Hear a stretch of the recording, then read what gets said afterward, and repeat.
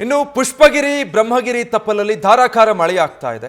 ಮಳೆಯಿಂದ ಭಾಗಮಂಡಲದ ತ್ರಿವೇಣಿ ಸಂಗಮ ಭರ್ತಿಯಾಗಿದೆ. ಈ ಪರಿಣಾಮ ಹಳ್ಳ ಕೊಳ್ಳ ನದಿ ತೊರೆಗಳೆಲ್ಲವೂ ಕೂಡ ಸಂಪೂರ್ಣವಾಗಿ ಉಕ್ಕಿ ಹರಿತಾ ಇದೆ. ಇವತ್ತು ಕೊಡಗಿನ ಎಲ್ಲ ಶಾಲೆಗಳಿಗೂ ರಜೆ ಘೋಷಿಸಲಾಗಿದೆ. ಮುಂಜಾಗ್ರತಾ ಕ್ರಮವಾಗಿ ಭಾಗಮಂಡಲದ ಬಳಿ ನದಿ ನೀರಿನ ಮಟ್ಟ ಹೆಚ್ಚಾಗಿರೋದ್ರಿಂದ ಕ್ಷಣಕ್ಕೂ ಕೂಡ ಅಂದ್ರೆ ಮಳೆ ಇನ್ನೂ ಕೂಡ ನಿರಂತರವಾಗಿ ಬರ್ತಾ ಇರೋದ್ರಿಂದ ಕಾವೇರಿ ನದಿ ನೀರು ಅಪಾಯದ ಮಟ್ಟ ಮೀರಿ ಹರಿತಾ ಇದೆ. ಜೀವನದಿ ಕಾವೇರಿ ಭಾರಿ ಮಳೆಯ ಹಿನ್ನೆಲೆಯಲ್ಲಿ ಈ ರೀತಿ ಅಪಾಯದ ಮಟ್ಟದಲ್ಲಿ ಹರಿತಾ ಇರೋದು. ಈ ಬಗ್ಗೆ ನಮ್ಮ ಪ್ರತಿನಿಧಿ ಪ್ರಜ್ವಲ್ ಆ ಸ್ಥಳದಿಂದ ಒಂದು ಗ್ರೌಂಡ್ ರಿಪೋರ್ಟ್ ಕೊಟ್ಟಿದ್ದಾರೆ, ನೋಡೋಣ. ಕೊಡಗು ಜಿಲ್ಲೆಯಾದ್ಯಂತ ಆರಿದ್ರ ಮಳೆಯ ಆರ್ಭಟ ಜೋರಾಗಿರ್ತಕ್ಕಂಥದ್ದು. ಕಳೆದೆರಡು ದಿನಗಳಿಂದ ಜಿಲ್ಲೆಯಾದ್ಯಂತ ಭಾರೀ ಮಳೆಯಾಗ್ತಾ ಇದೆ.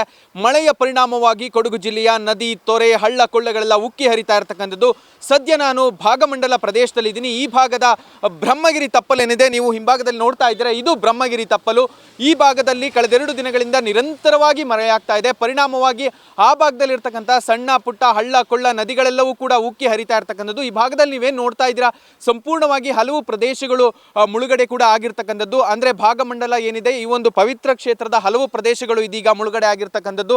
ಇನ್ನು ಮಳೆ ಹೆಚ್ಚಾದಲ್ಲಿ ಭಾಗಮಂಡಲದ ಆ ಒಂದು ದೇವಸ್ಥಾನ ಏನಿದೆ, ಆ ದೇವಸ್ಥಾನದ ಭಾಗಕ್ಕೂ ಕೂಡ ನೀರು ಹೆಚ್ಚಾಗಿ ನುಗ್ಗುವಂತಹ ಸಾಧ್ಯತೆ ಕೂಡ ಇರತಕ್ಕಂಥದ್ದು. ಇನ್ನು ಪ್ರಮುಖವಾಗಿ ಈ ಭಾಗಮಂಡಲ ಏನಿದೆ, ಈ ಭಾಗಮಂಡಲಕ್ಕೆ ಹೆಚ್ಚಾಗಿ ಪ್ರವಾಸಿಗರು ಕೂಡ ಬರ್ತಾರೆ. ಇಲ್ಲಿನ ಸ್ಥಳೀಯ ಜನರು ಕೂಡ ಇಲ್ಲಿ ಓಡಾಟವನ್ನು ಮಾಡ್ತಾರೆ. ಆದರೆ ಈ ಭಾಗದಲ್ಲಿ ಹೆಚ್ಚಾಗಿ ಮಳೆಯಾಗೋ ಪರಿಣಾಮವಾಗಿ ರಸ್ತೆಗಳು ಈ ಹಿಂದೆ ಬ್ಲಾಕ್ ಕೂಡ ಆಗ್ತಾ ಇತ್ತು. ಆದರೆ ಇತ್ತೀಚಿನ ದಿನಗಳಲ್ಲಿ ಏನೊಂದು ಈ ಭಾಗದಲ್ಲಿ ಮೇಲ್ಸೇತುವೆಯನ್ನು ಏನು ನಿರ್ಮಾಣ ಮಾಡಿದ್ರು, ಇದರ ಪರಿಣಾಮವಾಗಿ ಆ ರೀತಿಯ ಸಮಸ್ಯೆಗಳು ಯಾವೂ ಕೂಡ ಆಗ್ತಾ ಇಲ್ಲ. ಅಂದ್ರೆ ರಸ್ತೆಯ ಮೇಲೆ ನೀರು ಹರಿದ್ರೂ ಕೂಡ ಮೇಲ್ಸೇತುವೆ ಇರೋ ಕಾರಣಕ್ಕಾಗಿ ಯಾವುದೇ ರೀತಿಯ ಸಮಸ್ಯೆಗಳು ಆಗ್ತಾ ಇಲ್ಲ. ಇನ್ನು ಪ್ರಮುಖವಾಗಿ ಹೇಳೋದಾದ್ರೆ ಈ ಭಾಗಮಂಡಲ ಅನ್ನೋ ಒಂದು ಕ್ಷೇತ್ರ ಹೆಚ್ಚಾಗಿ ಪ್ರಸಿದ್ಧಿಯನ್ನು ಪಡೆದಿರ್ತಕ್ಕಂಥದ್ದು ಇಲ್ಲಿನ ಸಂಗಮದ ವಿಚಾರವಾಗಿ. ಅಂದರೆ ಪುಣ್ಯ ನದಿಗಳಾದ ಕಾವೇರಿ, ಕನ್ನಿಕೆ, ಸುಜೋತಿ ಈ ನದಿಗಳು ಉಕ್ಕಿ ಹರಿದು ಬಂದು ಸಂಗಮವಾಗುವಂತಹ ಸ್ಥಳ ಇದು.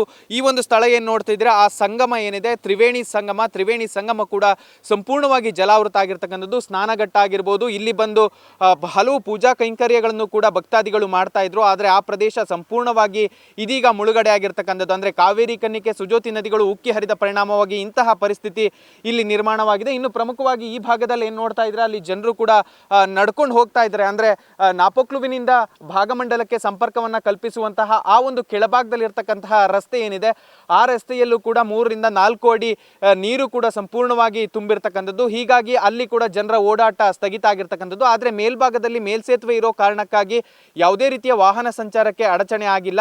ಹೀಗಾಗಿ ಜನ ಕೂಡ ಸಂಕಷ್ಟದಲ್ಲೇ ಈ ಭಾಗದಲ್ಲಿ ಕಾಲವನ್ನು ಕಳೆಯುವಂತಹ ಪರಿಸ್ಥಿತಿ ನಿರ್ಮಾಣ ಆಗಿರ್ತಕ್ಕಂಥದ್ದು. ಇನ್ನು ಯಥೇಚ್ಛವಾಗಿ ಇದೇ ರೀತಿ ಮಳೆಯಾಗ್ತಿರೋ ಪರಿಣಾಮದಿಂದಾಗಿ ಕೊಡಗು ಜಿಲ್ಲೆಯ ಹಲವು ಭಾಗಗಳಲ್ಲಿ ಸಣ್ಣ ಪುಟ್ಟ ತೊರೆಗಳೆಲ್ಲವೂ ಕೂಡ ಉಕ್ಕಿ ಹರಿದು ಸಣ್ಣ ರಸ್ತೆಗಳೆಲ್ಲವೂ ಕೂಡ ಬ್ಲಾಕ್ ಆಗಿದ್ದಾವೆ. ಅಲ್ಲಲ್ಲಿ ಮರಗಿಡಗಳು ಧರೆಗುರುಳುವಂಥ ಪರಿಸ್ಥಿತಿ ನಿರ್ಮಾಣ ಆಗಿದೆ. ಹೀಗಾಗಿ ಇವತ್ತಿನ ಮಟ್ಟಿಗೆ ಜಿಲ್ಲೆಯ ಪ್ರಾಥಮಿಕ ಹಾಗೂ ಪ್ರೌಢಶಾಲೆಗಳಿಗೆ, ಇಡೀ ಜಿಲ್ಲೆಯ ಪ್ರಾಥಮಿಕ ಮತ್ತು ಪ್ರೌಢಶಾಲೆಗಳಿಗೆ ಕೊಡಗು ಜಿಲ್ಲಾಡಳಿತ ಹಾಗೂ ಶಿಕ್ಷಣ ಇಲಾಖೆ ರಜೆಯನ್ನು ಕೂಡ ಘೋಷಿಸಿದೆ. ಮಳೆ ಹೆಚ್ಚಾದಲ್ಲಿ ಮತ್ತಷ್ಟು ಆತಂಕ ಕಾಡುತ್ತೆ ಎಂಬ ಒಂದು ದುಗುಡದಲ್ಲೇ ಕೊಡಗು ಜಿಲ್ಲೆಯ ಜನತೆ ದಿನವನ್ನ ಕಳೀತಾ ಇರ್ತಕ್ಕಂಥದ್ದು. Prajwal, news first, Kodagu.